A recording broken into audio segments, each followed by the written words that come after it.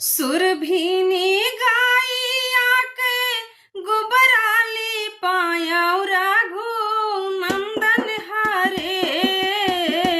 चारि कोने चाऊ कापू रायौ सुना हो राघु नंदन हरे।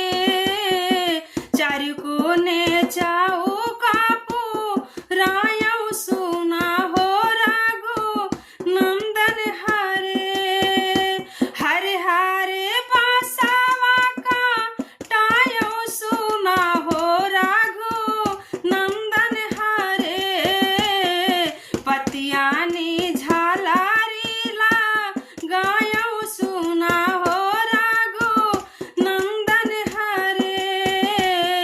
पतियानी झालारीला गायौ सुना हो राघु नंदन हरे। सोनवान कालास गो ठायौ सुना हो राघु नंदन हरे। मानिक दिया ना जा लायौ सुना हो राघु नंदन हरे।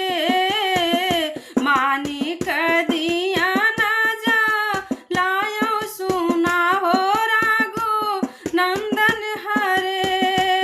कंचन थाली सा जायौ सुना हो राघु नंदन हरे। कंचन थाली सा जायौ सुना हो राघु नंदन हरे।